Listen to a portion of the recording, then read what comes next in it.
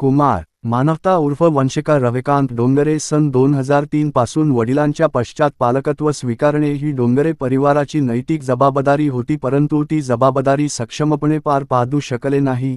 मौजे वायगाव गोंडता समुद्रपूर जिल्हा वर्धा तसेच मौजे सावरिता जिल्हा भंडारा व गोंदिया जिल्ह्यामध्ये व इतर सर्व जिल्ह्यामध्ये सुद्धा कुमार मानवता ही वारसदार आहे. संकेत अनिल डोंगरे सचिव नवयुवक एज्युकेशन सोसायटी अंतर्गत मानवता हायस्कूल कुंजीलाल पेठ बाबुलखेडा नागपूर व श्रीमती चारुशीला संजय डोंगरे उपाध्यक्ष नवयुवक एज्युकेशन सोसायटी अंतर्गत मानवता हायस्कूल कुंजीलाल पेठ बाबुलखेडा नागपूर तसेच सदर प्रकरणामध्ये असणारे अन्याय करणारे सर्व अधिकारी तसेच वारस हक्क लपविणारे सर्व संबंधितांवर कडक फौजदारी कार्यवाही करण्यात येणार असे मुख्यमंत्री देवेंद्र फडणवीस यांनी म्हटले. कुमार मानवता उर्फ वंशिका रविकांत डोंगरे ही मुलगी जन्मापासून मतिमंद असून लहानपणापासून वडिलांचे छत्र हरपले आहे. गेल्या 22 वर्षापासून अन्याय अत्याचार भीतियुक्त यातना भोगत आहे. मतिमंद असून या मुलीवरती गेल्या 2003 पासून मानसिक छळ. संकेत अनिल डोंगरे सचिव नवयुवक एज्युकेशन सोसायटी अंतर्गत मानवता हायस्कूल नागपूर तसेच श्रीमती चारुतला संजय डोंगरे यांनी सातत्याने अन्याय केलेला आहे. या डोंगरे परिवारावरती आमच्या इथं भगिनी आहेत वनिता डोंगरे, ह्या सुद्धा या छोट्या मुलीला घेऊन आलेल्या आहेत.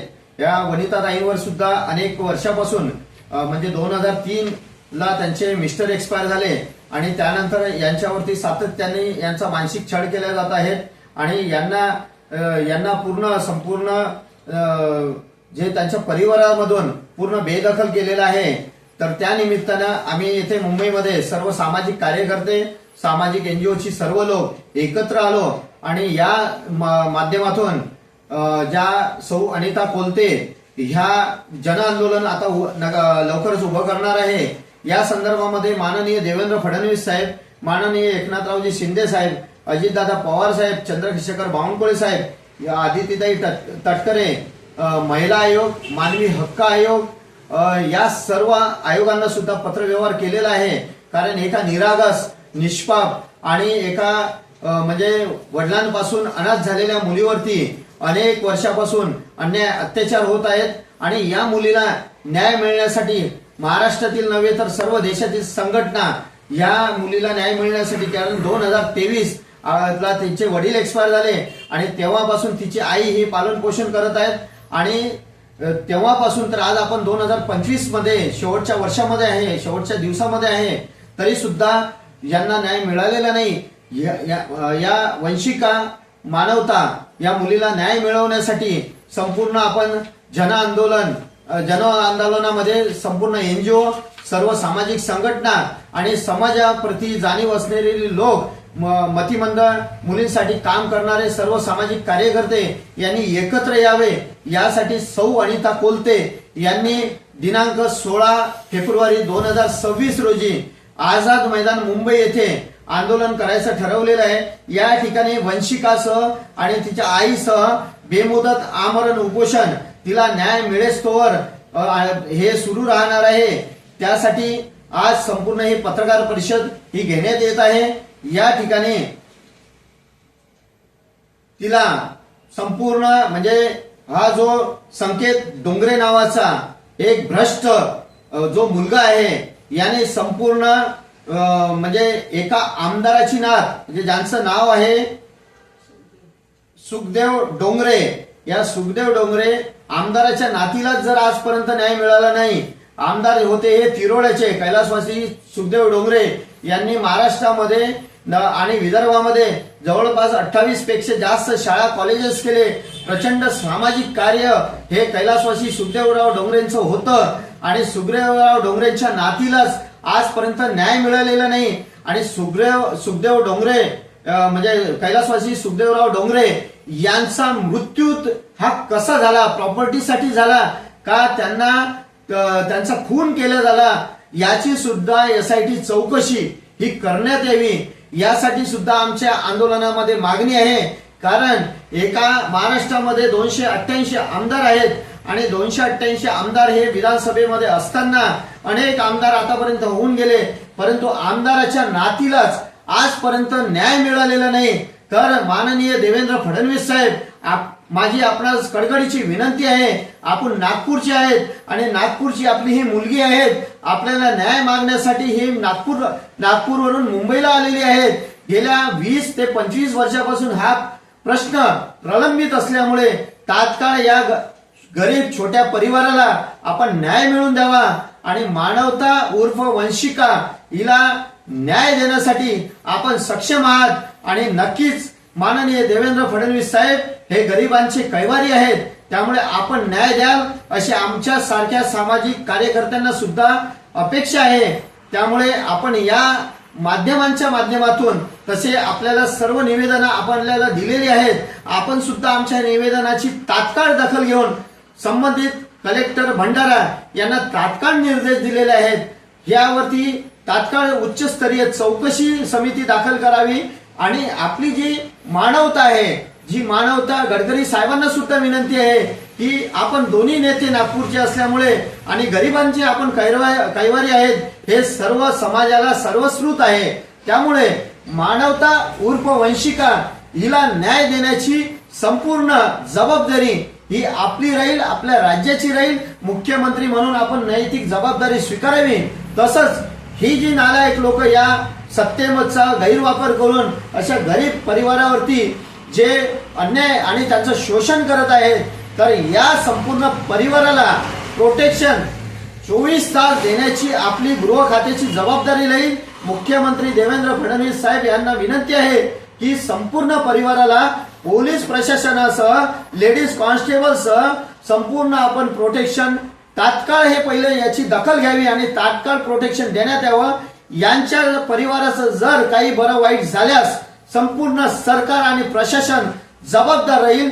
हे एक आम्ही जबाबदार नागरिक म्हणून आणि महाराष्ट्राचे नव्हे तर भारत देशाचे नागरिक म्हणून आपणासमोर विनंती आहे की या मतिमंद मुलीवरती गेल्या 2023 पासून होणारे अन्याय अत्याचार आणि तिला संपूर्ण या सिस्टम मधून तिच्यावरती जे अन्याय केलेला आहे, हा संकेत डोंगरे आणि चारुशिला संजय डोंगरे यांच्यावरती तात्काळ गुन्हे दाखल करावे, तात्काळ यांच्यावरती कारवाई करण्यात यावी आणि ज्या ज्या ठिकाणी वंशिकाच्या ज्या ज्या प्रॉपर्ट्या होत्या, ज्या ज्या ठिकाणी ही प्रॉपर्टीची हक्कदार होती, या प्रॉपर्टीमध्ये ज्या जे अधिकारी याला दोषी आहे, जिथून जिथून नावं परस्पर गाळल्या गेलेली आहे, हे प्रचंड स्कॅम आहे।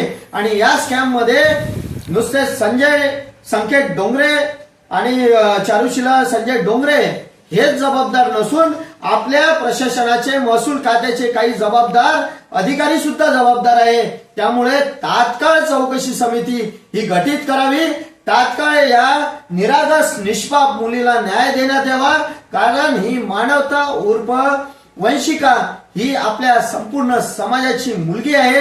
ही आपल्याला समोर मी जाहीर आवाहन करतो आहे, जर आपण 15 फेब्रुवारी पर्यंत या संदर्भात निर्णय घेतला नाही तर आझाद मैदान मुंबई येथे प्रचंड प्रमाणामध्ये जन आक्रोश होईल आणि या न्यायासाठी आम्ही आझाद मैदान येथे बेमुदत आमरण उपोषण करण्यात येणार आहे।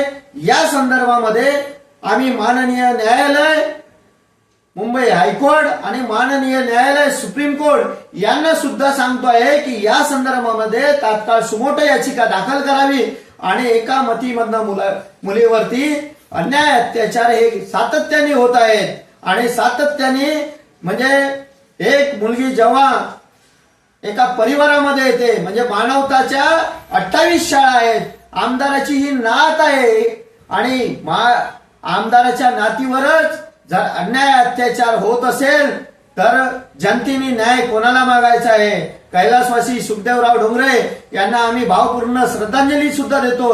भावपूर्ण त्यांच्याबद्दल त्यांनी प्रचंड सामाजिक काम केलेलं आहे, पण खऱ्या अर्थाने विधानसभेची खरी श्रद्धांजली त्यांच्या मुलीला न्याय, त्यांच्या नातीला न्याय जिथपर्यंत आपण देत नाही, त्यांच्या सुनेला जिथपर्यंत न्याय देत नाही, तिथपर्यंत खऱ्या अर्थाने विधानसभेची संपूर्ण महाराष्ट्राची एक आमदार म्हणून त्यांना श्रद्धांजली राहणार नाही। याची सुद्धा दखल संपूर्ण महाराष्ट्रातील आमदार, खासदार, मंत्री आणि मुख्यमंत्री देवेंद्र फडणवीस साहेब, माननीय नरेंद्र मोदी साहेब पंतप्रधान यांनी या संपूर्ण प्रकरणाची दखल घ्यावी आणि तात्काळ एका निरागस निष्पाप मुलीला तात्काळ न्याय देण्यात यावा। वस्तुस्थिती अशी आहे की न्याय मागण्यासाठी आम्हाला 20 वर्षे लागतात, ही म्हणजे दुर्दैवाची गोष्ट आहे। आणि एखाद्या या मुलीला बोलता येत नाही, या मुलीला काही सांगता येत नाही, हिने न्याय कोणाला मागायचा? तिची आई आज प्रचंड प्रेशर मध्ये आहे, कोण कधी काय करून जाईल हे माहिती नाही आहे। यासाठी संपूर्ण प्रोटेक्शन आणि संपूर्ण त्यांची जबाबदारी ही सरकारची असेल। माननीय देवेंद्र फडणवीस साहेब, आपण नागपूरच्या आहात, माननीय आमचे आदरणीय नितीनजी गडकरी साहेब, आपण नागपूरचे आहेत आणि नागपूरचे मंत्री महोदय असताना, नागपूरचे केंद्रीय मंत्री असताना, नागपूरचे चंद्रशेखर बावनकुळे साहेब, आपणाबद्दल प्रचंड आदर आहे। आणि संपूर्ण मंत्री आणि देवेंद्र फडणवीस साहेब हे मुख्यमंत्री असताना आज आमच्या नागपूरच्या सिटीमध्ये एका मतिमंद मुलीवरती प्रॉपर्टीसाठी 20 वर्षापासून बेदखल केल्या जात आहे, याची आपण तात्काळ नोंद घ्यावी आणि आज या लोकांना तात्काळ पोलीस प्रोटेक्शन देण्यात यावं। कारण आपण जे चुकीचे लोक आहेत, जे बदमाश लोक आहेत, त्या ठिकाणी सरकार त्यांना प्रोटेक्शन देते आणि जी निरागस मुलगी आहे याची जबाबदारी संपूर्ण प्रशासनाची असेल, संपूर्ण विधानसभेची असेल, संपूर्ण मंत्रिमंडळाची असेल। माननीय देवेंद्र फडणवीस साहेब, आपणास विनंती आहे की आपण निश्चित आमच्या मानवता उर्फ वंशिका हिला 100% न्याय देणार, ही आम्हाला सुद्धा अपेक्षा आहे। कारण आपण दुर्लक्षित मतिमंद बालकांचे नव्हे तर संपूर्ण समाजाचे कैवारी आहात आणि एक जबाबदार मुख्यमंत्री या महाराष्ट्राला लाभलेले आहे, ही आम्हाला सुद्धा जाणीव आहे।